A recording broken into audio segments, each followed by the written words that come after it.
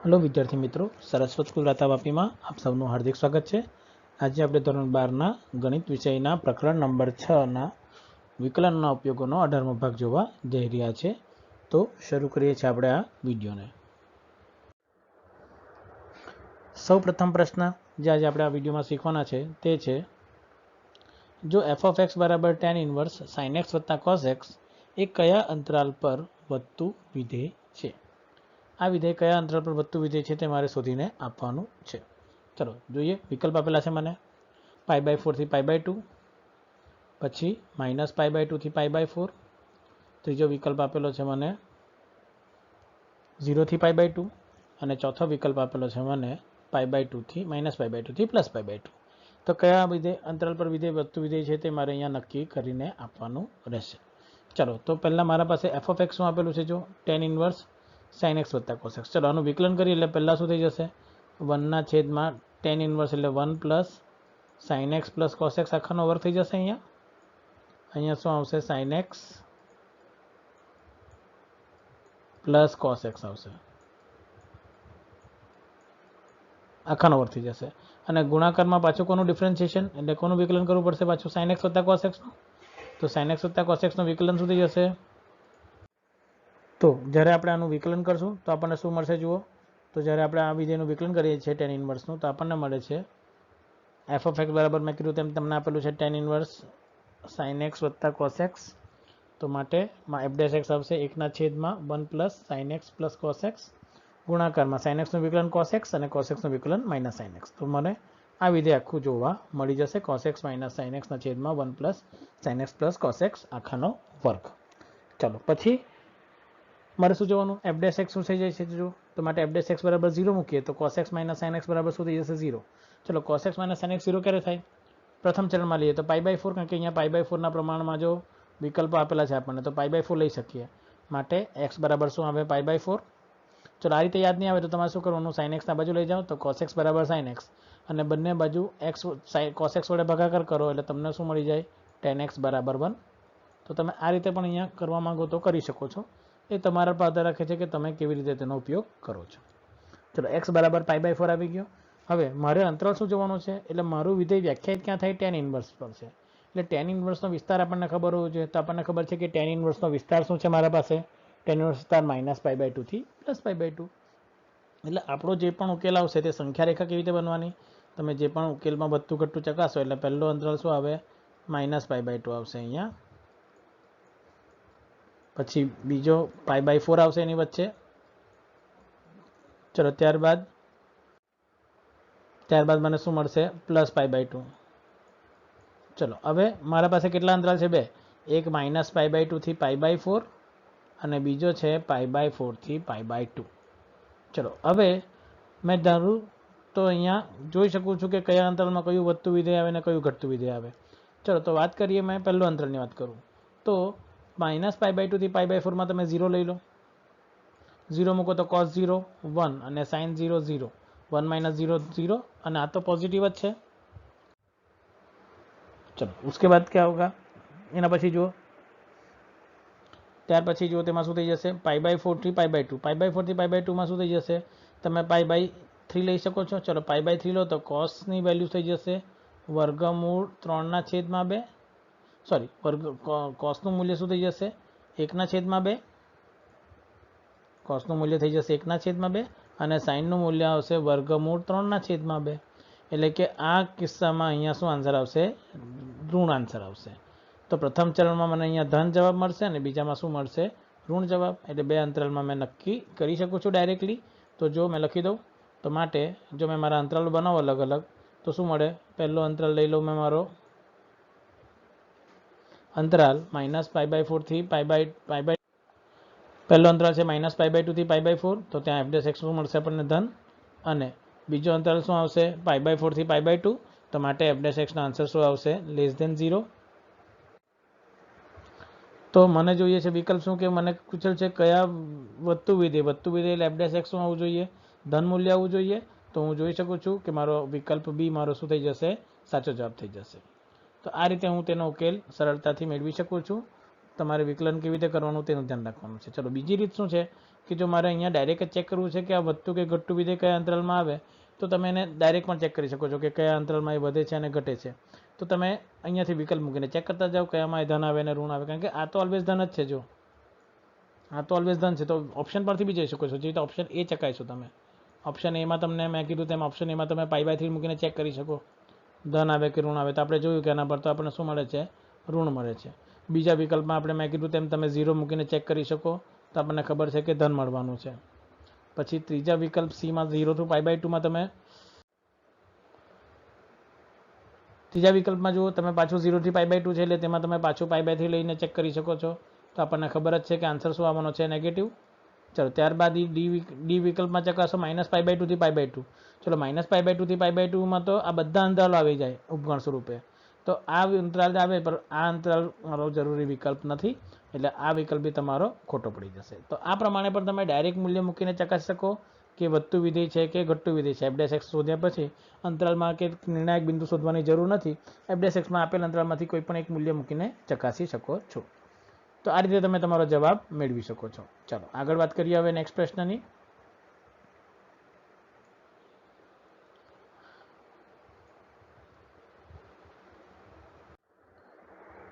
Next પ્રશ્ન મને આપવામાં આવેલો છે કે ધારો કે x³ - px + q ત્રિઘાતી બહુપદી છે જો p ધન સંખ્યા હોય અને q ધન સંખ્યા હોય અને તેના માટે તમને 3 ભિન્ન બીજ મળતા હોય તો નીચેનામાંથી કયું વિધાન સત્ય છે તમને કીધું છે કે આ એક ત્રિઘાત બહુપદી છે p ધન સંખ્યા છે અને q પણ ધન સંખ્યા છે અને આ બહુપદીના 3 ભિન્ન બીજ તમને મળતા હોય તો નીચેનામાંથી કયું વિધાન સત્ય બને વિકલ્પ એ ત્રિઘાત બહુપદી વર્ગમૂળ p/3 આગળ ન્યૂનતમ અને વર્ગમૂળ p/3 આગળ મહત્તમ છે બીજો વિકલ્પ આપવામાં આવેલો છે કે બહુપદી -p/3 આગળ ન્યૂનતમ તથા વત્તા વર્ગમૂળ p/3 ના આગળ મહત્તમ છે નેક્સ્ટ ત્રિઘાતી વર્ગમૂળ p/3 અને વર્ગમૂળ p બંને આગળ મહત્તમ ન્યૂનતમ છે અને મને કીધું છે ત્રિઘાતી વર્ગમૂળ p/3 અને વર્ગમૂળ p/3 બંને આગળ મહત્તમ છે તો આમાંથી કયો વિકલ્પ સાચો પડે તે મારે અહીંયા શોધીને આપવાનું રહેશે ચલો પહેલાં તો બહુપદી છે આપણા પાસે ચલો બહુપદી માટે આપણે શું કરીએ વિકલન કરી નાખો પહેલાં તો માટે ધારો કે f(x) બરાબર x³ - px + q ચલો વિકલન કરો એટલે f' બરાબર શું થઈ જશે 3x² - p ચલો તમે જો f' બરાબર 0 મૂકશો તો 3x² બરાબર p x² બરાબર p/3 માટે x બરાબર ± p/3 એટલે મને અહીંયા કોનું મૂલ્ય મળી ગયું મારા x નું મૂલ્ય મળી ગયું x ના બે મૂલ્ય મળ્યા એટલે જો તમને જે નિર્ણાયક બિંદુઓ અહીંયા આપેલા છે તે તમને અહીંયા જોવા મળી ગયા છે જો હવે મારે હવે આનું શું કરવું પડશે દ્વિતીય વિકલન જો દ્વિતીય વિકલન કરો એટલે f'(x) શું થઈ જશે 6x ચલો હવે જો તમે x ડબલ p આગળ તમે મૂલ્ય ચેક કરો તો તમને શું મળે જો કે 6 ની જગ્યાએ વર્ગમૂળ p તો પ્લસ માટે તમે જોઈ શકો કે x બરાબર વર્ગમૂળ p/3 આગળ f'(x) નું મૂલ્ય ધન થઈ જવાનું છે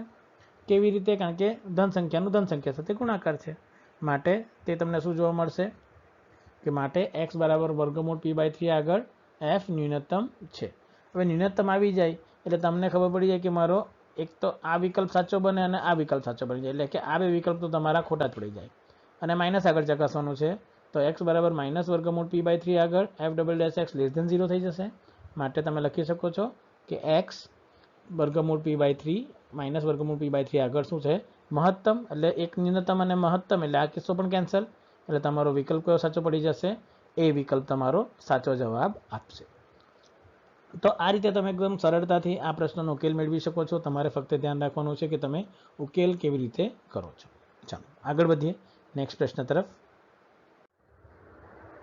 નેક્સ્ટ પ્રશ્ન મને આપવામાં આવેલો છે કે રેખા y - x બરાબર 1 અને વક્ર x બરાબર y² વચ્ચેનું ન્યૂનતમ અંતર શોધો ચલો મારે આ રેખા વચ્ચેનું ન્યૂનતમ અંતર શોધવાનું છે રેખા અને વક્ર વચ્ચેનું ન્યૂનતમ અંતર કેટલું છે તે શોધીને આપવાનું છે ચલો હવે રેખા અને વક્ર વચ્ચે y² બરાબર x છે એટલે આપણને ખબર છે પરવલય કયો આવવાનો છે આવો પરવલય છે મારા પાસે રેખા તો આપણને ખબર જ છે પરવલય આકારના કેવી રીતે બનવાની છે તો જો આપણે અહીંયા બનાવીએ પરવલય તો મને આ રીતે પરવલય જોવા મળે છે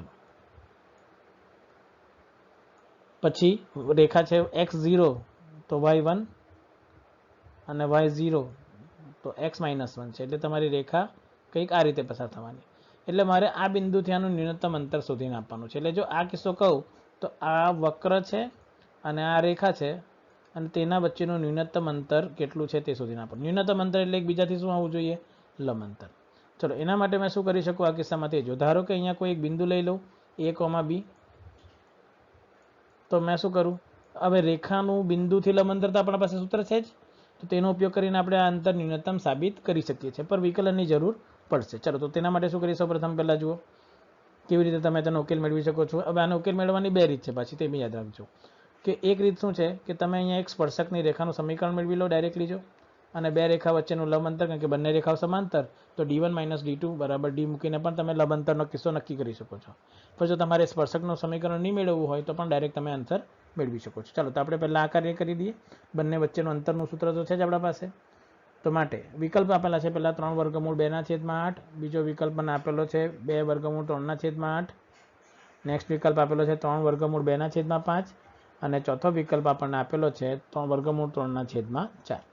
સૌપ્રથમ આપણે કીધું તેમ ધારી લો, ધારો કે a, b એ x બરાબર y² પરનો કોઈ બિંદુ છે. ચલો y² પરનો બિંદુ એટલે હવે આ બિંદુથી રેખા x - y + 1 બરાબર 0નું અંતર ન્યૂનતમ છે તે મારે સાબિત કરવાનું છે. મેં શું કર્યું છે? અહીંયા x ના બાજુ લઈ ગયો છે, y ના બાજુ લઈ ગયો છે, બંનેને શિફ્ટ કરીને એક સમીકરણ બનાવી દીધું. હવે જો આ બિંદુથી રેખાનું લંબ અંતર, તો આપણા પાસે સૂત્ર હતું 11મા ધોરણમાં કે ax1, હવે સૂત્ર શું હતું? ax1 + by1 + c આખાના છેદમાં વર્ગમૂળમાં a² + b². આ સૂત્ર હતું મારા પાસે અંતરનું. પર અહીંયા શું છે? માનાંક છે. જ્યાં સુધી માનાંક રહે એટલે પ્લસ અને માઇનસ બેના કિસ્સા આવે. ડિસ્ટન્સ d બરાબર તમે ધરી લો. પર જો મેં બંને બાજુ વર્ક કરી નાખું તો એનાથી ફાયદો શું થઈ જશે? આ માનાંકનો કિસ્સો તમારો અહીંયાથી નીકળી જશે, કારણ કે વર્ક કરશો એટલે ધન જ આન્સર આવે. હવે મેં આગળ કીધું છે જો સાદું વિધેય, જો કોઈ વિધેયનો વર્ગ ન્યૂનતમ, તો તેનું વર્ગમૂળ પણ શું થઈ જશે? ન્યૂનતમ જ બનશે. તો માટે d² બરાબર f(b) ધારી લઉં છું કે જે a - b + 1 ન્યૂનતમ અંતર છે તે મેં અહીંયા મેળવી લીધું છે. d² બરાબર શું ધારી લીધું છે? f(b). અને એના પહેલા જે વિધેય છે a બરાબર b² લઈ લીધેલું છે. અહીંયા a બરાબર b² કેવી રીતે મળશે? કે આ બિંદુ રેખા પર આવેલું છે તો x બરાબર a અને y બરાબર b મૂકી શકું. તો હવે બંનેનો વર્ગ કરી નાખીએ તો આપણે હવે આ સ્થાન પર મેં એની જગ્યાએ શું લખી શકું છું? b² લખી શકું છું. એટલે આખું વિધેય બીના સ્વરૂપમાં મને અહીંયા જોવા મળશે. માટે f(b) હવે મારા પાસે શું આવશે? 1/2 b² - b + 1 આખાનો વર્ગ. અને એ શું છે? ન્યૂનતમ છે તે મારે સાબિત કરવાનો છે. ચલો એના માટે શું કરીએ? હવે સાદુરૂપ આપવા માટે સૌપ્રથમ એવી રીતે ક્રિયા કરો કે જેનાથી મને તેનો જવાબ મળી જાય. તો વિકલન કરી નાખો. માટે f' b શું થઈ જશે? 1/2 2 ગુણાકારમાં આવશે, b² - b + 1 ગુણાકારમાં 2b - 1. 2b - 1 કોનું વિકલન છે? b² - b + 1 નું વિકલન. ચલો હવે f' b બરાબર 0 મૂકી દઉં તો મને શું મળશે જુઓ? તો માટે b બરાબર 1/2 અથવા b² - b + 1 બરાબર 0 મળશે. જો f' બરાબર 0 મૂકી દીધું છે અહીંયા, તો મને ક્યાં તો આ બેમાંથી 0 મળશે. તો b બરાબર -1/2. અને ચલો આનું જો મેં વિવેચકનું મૂલ્ય સીધું તો a બરાબર 1 છે, b બરાબર -1 છે અને c બરાબર 1 છે. તો b² - 4ac - 1 - 4 એટલે કે -3 થઈ જશે. એટલે કે વિવેચકનું મૂલ્ય મને શું મળે છે અહીંયા? <0. માટે અહીંયા વાસ્તવિક b શક્ય નથી જો આ વિધેયને મેં 0 બનાવતું. એટલે b નું મૂલ્ય, આ વિધેયનું મૂલ્ય 0 શક્ય નથી. એટલે મારા માટે b નું નક્કી મૂલ્ય શું થઈ ગયું? 1/2 થઈ ગયું. ચલો b બરાબર 1/2 છે તો a નું મૂલ્ય, તો આપણા પાસે a અને b નો સંબંધ છે, a બરાબર b² છે. માટે a બરાબર શું લખી શકું છું? 1/2 નો વર્ગ એટલે કે 1/4. ચલો ન્યૂનતમ અંતર મેળવવાનું છે. ન્યૂનતમ અંતર આપણા પાસે છે જ, કયું છે? વર્ગ નહીં લેવાનો. વર્ગ સિવાયનો કિસ્સો મેં કીધો તેમ ખાલી અહીંયા વર્ગ નથી લેવાનો. એટલે આ કિસ્સામાં તમે a અને b ના મૂલ્ય મૂકી દો. માટે 1/4 અને 1/2 બિંદુથી અંતર શોધવાનું છે મારે. તો માટે ન્યૂનતમ અંતર શું આવશે? 1/4 બરાબર માનાંકમાં 1/4 - 1/2 + 1 / 1 + 1 અંડર રૂટમાં. ચલો 1/4 - 1/2 એટલે -1/4 + 1 માનાંકમાં શું આવશે? -1/4 + 1 એટલે માનાંકમાં થઈ જશે 3/4 ડિવાઇડેડ બાય √2 થઈ જશે. એટલે મને શું મળશે? It is 3/4 √2. ચલો √2 થી મલ્ટીપ્લાય ડિવાઈડ કરો. √2 થી મલ્ટીપ્લાય કરશો એટલે નીચે આવશે 3, અહીંયા થઈ જશે જો 3/4 √2 છે મારા પાસે. જો √2 થી મલ્ટીપ્લાય અને ડિવાઈડ કરું તો નીચે થઈ જશે 4 2 = 8 અને ઉપર થઈ જશે 3 √2. માટે મારો ફાઇનલ આન્સર શું આવશે? 3 √2 / 8. તો હું જોઈ શકું છું 3 √2 / 8 એટલે કે એ વિકલ્પ મારો શું થઈ જશે? સાચો જવાબ મને જોવા મળશે. તો આ રીતે મેં તેનો ઉકેલ ખૂબ જ સરળતાથી મેળવી શકું છું. તમારે ફક્ત ધ્યાન રાખવાનું છે કે કેલ્ક્યુલેશનમાં એરર નહીં થાય. ચલો આગળ વધીએ નેક્સ્ટ પ્રશ્ન તરફ. ચલો નેક્સ્ટ પ્રશ્ન મને આપવામાં આવેલો છે કે એક ગોળાકાર બલૂનમાં 4500 પાઈ ઘન મીટર હિલિયમ વાયુ ભરેલ છે.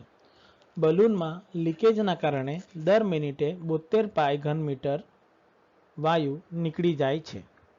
તો લીકેજ પછી 49 મિનિટ સમયે બલૂનની ત્રિજ્યા ઘટવાનો દર શોધો. દર મિનિટે કેટલો દર ઘટે છે તે શોધવાનો છે.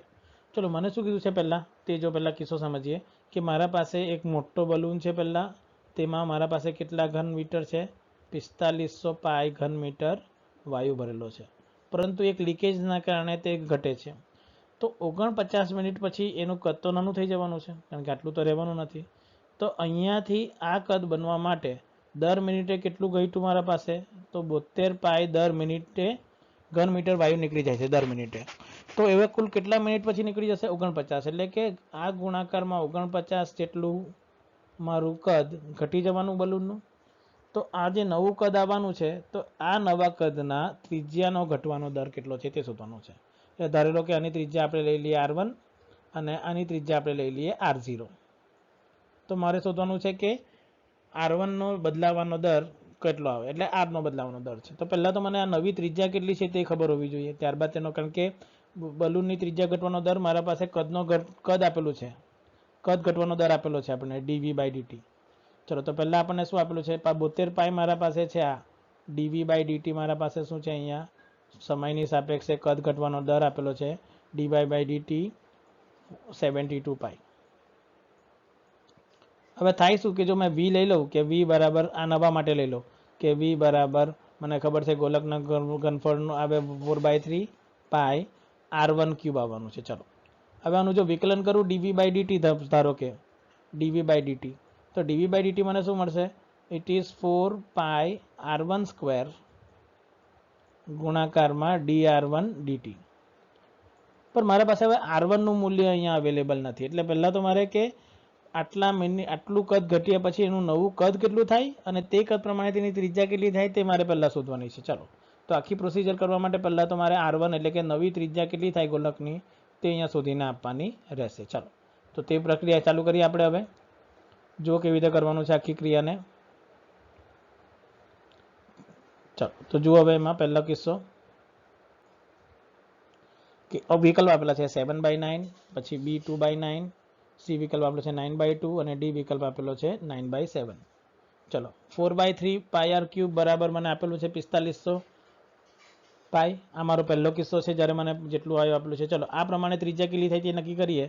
તો જો અહીંયા શું થઈ જશે? પહેલાં તો 4 વડે ભાગાકાર કરવાનો છે. તો જો આનો ગુણાકાર જો તમે કરો 4500નો, તો 4500ને તમે લખી શકો છો 45 ગુણાકારમાં 100 ગુણાકારમાં 3 ગુણાકારમાં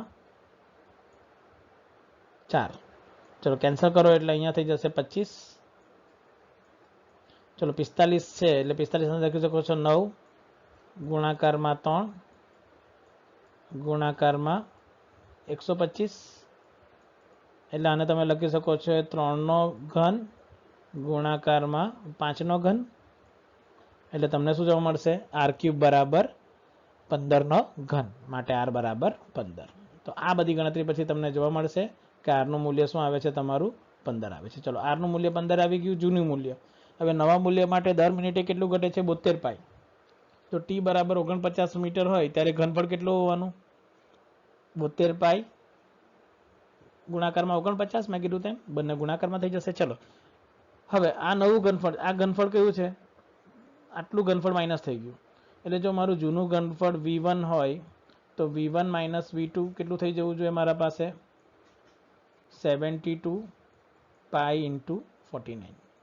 ચલો v1 શું આવશે જો લખું તો અને 4/3 પાઈ બંનેમાં કોમન આવવાનું છે અહીંયા આવવાનું r0 નો ક્યુબ માઇનસ r1 નો ક્યુબ નવો ઘનફળ માટે અને તેનું મૂલ્ય કોના બરાબર આના બરાબર માટે લખી શકું અહીંયા 4/3 પાઈ ગુણાકારમાં r0 cube minus r1 cube બરાબર 72 પાઈ ઇન્ટુ 49. તો પાછું સાદુરૂપ આપો તો માટે r0 તો છે જ સ્ટાર્ટિંગનું 15 નો ઘન માઇનસ r1 નો ઘન બરાબર 54 ઇન્ટુ 49. પાઈ કેન્સલ થઈ ગયું અહીંયાથી પાઈ તમે કેન્સલ કરી નાખો અહીંયાથી જો પછી આ 4 કરો તો 18 ચોક 72 અને 18 તાલી 54 થઈ જશે. ચલો હવે 15 નો વર્ગ આ બાજુ સાઈડ લઈ જાઓ એટલે મને શું મળશે અહીંયા માટે r1 નો ઘન બરાબર 15 નો ઘન માઇનસ 54 ગુણાકારમાં 49. ચલો 15 નો ઘન એટલે કેટલો થઈ જશે મારા પાસે 15 ગુણાકારમાં 15 ગુણાકારમાં 15 તો મોટું ક્રિયા થઈ જશે મારા પાસે. તો માટે એને સાદુરૂપ આપવા માટે કંઈક એવા અવયવ લો કે જે 3 ના કિસ્સામાં બહાર નીકળી જાય તો 5 9 બધા કિસ્સામાંથી નીકળશે. તો જો માટે મને મળશે 27 ગુણાકારમાં 125 માઇનસ 98. હવે આ કેવી રીતે થઈ જાય તે જો કે સર આ જ ઉકેલ મેળવવાની ક્રિયા સૌથી અગત્યની છે. જો અહીંયા સુધી જશે 15 ના ઘનને તમે લખી શકો છો 5 ગુણાકારમાં 3 પછી પાછું 5 ગુણાકારમાં 3 પાછું 5 ગુણાકારમાં 3 માઇનસ 9 છંગ 54 તો 9 ગુણાકારમાં 6 ગુણાકારમાં 77 49 તો 7 ગુણાકારમાં 7 થઈ ગયું તમારા પાસે. તો જો હવે આમાંથી પાછા ભાઈ 3 ગુણાકારમાં 2 અવયવ બીજું કાઢી નાખો તમે જુઓ કેટલું થઈ જશે. તો જો હવે અહીંયાથી સામાન્ય શું નીકળવાનું 9 તાલી 27 થઈ જશે અને આ 3 ગુણાકારમાં 3 એટલે 27 બીજા સામાન્ય તો 27 સામાન્ય બચ્યું મારા પાસે 5 5 5 એટલે 125. અહીંયા બચશે મારા પાસે 2 તો 77 49 49 ગુણાકારમાં 2 98. ચલો 125 માઇનસ 98 કરશો 98 માઇનસ 125 એટલે એ પણ કેટલું થઈ જવાનું 27. માટે મને અહીંયા શું મળશે 27 ગુણાકારમાં 27 માટે r1 બરાબર થઈ જશે 8. 27 એટલે કે 9 ગુણાકારમાં 9 ગુણાકારમાં 3 ગુણાકારમાં 3 થાય એટલે 9 નો ઘન થઈ જશે. તો r1 બરાબર થઈ જશે 9 એટલે નવું ઘનફળ મને મળી ગયું કેટલું છે 9. હવે મારે ત્રિજ્યાની સાપેક્ષનો દર બદલવાનો છે માટે હવે ઘનફળ ધારી લઉં v. તો જો મેં ઘનફળ v ધારી લઉં તો મને શું મળશે અહીંયા ઘનફળ v બરાબર 4/3 પાઈ r ક્યુબ માટે dv/dt બરાબર 4 પાઈ r² ગુણાકારમાં dr/dt વેલ્યુ મૂકી દો તો 72 પાઈ બરાબર 4 પાઈ ઇન્ટુ 9² dr/dt. ચલો કેન્સલ શું થઈ જશે પાઈ કેન્સલ 72 છે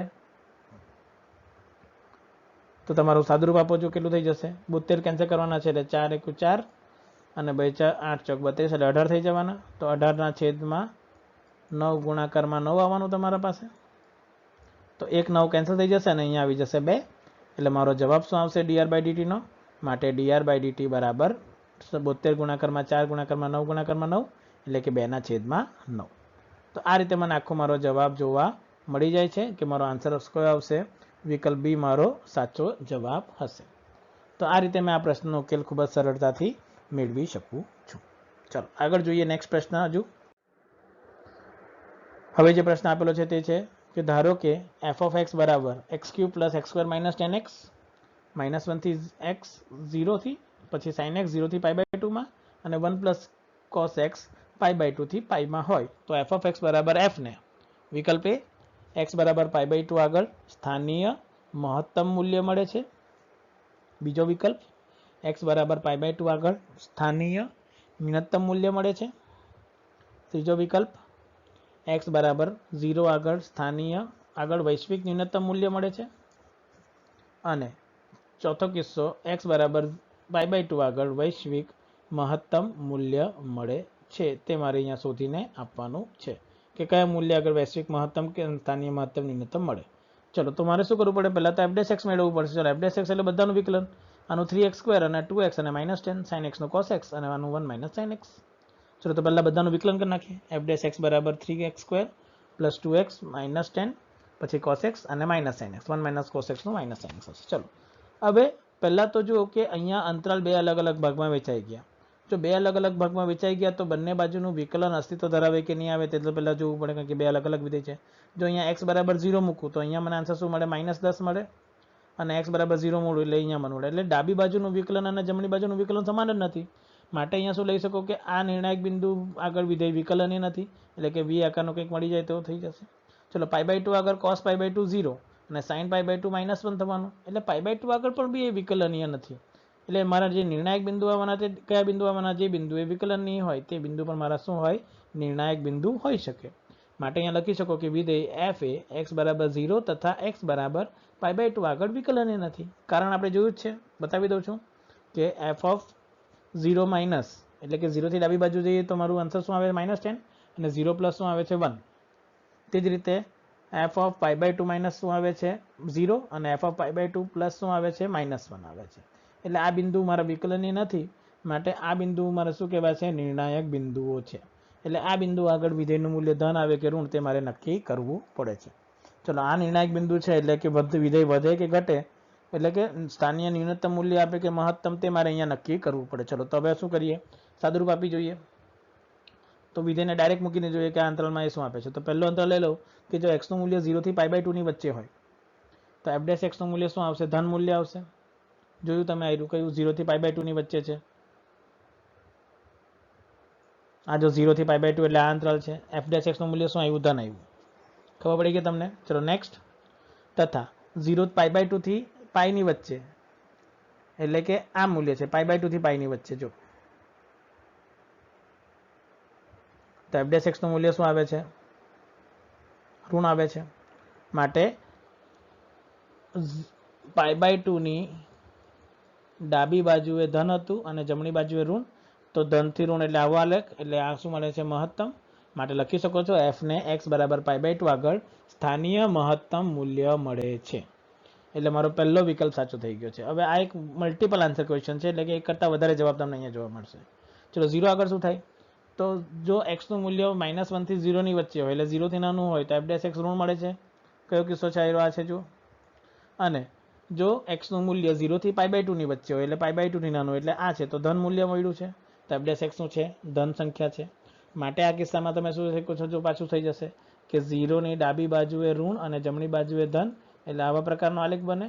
માટે લખી શકો કે x બરાબર 0 આગળ વૈશ્વિક ન્યૂનતમ મૂલ્ય મળશે. હવે ચલો, x બરાબર 0 આગળ વૈશ્વિક ન્યૂનતમ કેમ? કારણ કે એક્ઝેક્ટલી બરાબર 0 પણ એને કીધું છે કે x બરાબર 0 આગળ મને એક્ઝેક્ટલી શું મળે છે? x બરાબર 0 આગળ 0 જ મૂલ્ય મળે છે. તો 0 થી નાનું મૂલ્ય આનું શક્ય મળવાનું નથી, એટલે આને શું કહેવાશે? તમારું વૈશ્વિક ન્યૂનતમ મૂલ્ય કહે છે. હવે વૈશ્વિક મહત્તમ જોઈતું હોય તો એ ક્યાં મળશે? જો આમાં એક બીજો વિકલ્પ આપે, જો x બરાબર -1 લઈ લેતે ને તો મને વૈશ્વિક મહત્તમ મળશે. કેવી રીતે? જો અહીંયા x બરાબર 1 મૂકું તો -1 +1 અને +10, એટલે કે આનું મહત્તમ આન્સર મને કેટલો જોવા મળશે? 10 જવાબ. તો એક બિંદુ આગળ એ શું થઈ જશે? વૈશ્વિક મહત્તમનો કિસ્સો મળે છે. એટલે તમે ધ્યાન રાખો તો કે મેં તેનો ઉકેલ કેવી રીતે મેળવો છો. ખ્યાલ આવી જશે કેવી રીતે કરશો. એકદમ સરળતાથી તમે તેનો આન્સર આપી શકો છો કે તમારો જવાબ શું આવે છે. તો આજના વિડીયોમાં આપણે અહીં પૂર્ણ કરીએ છીએ. નેક્સ્ટ વિડીયોમાં વધુ પ્રશ્નો સાથે ફરીથી મળીશું. Thank you very much.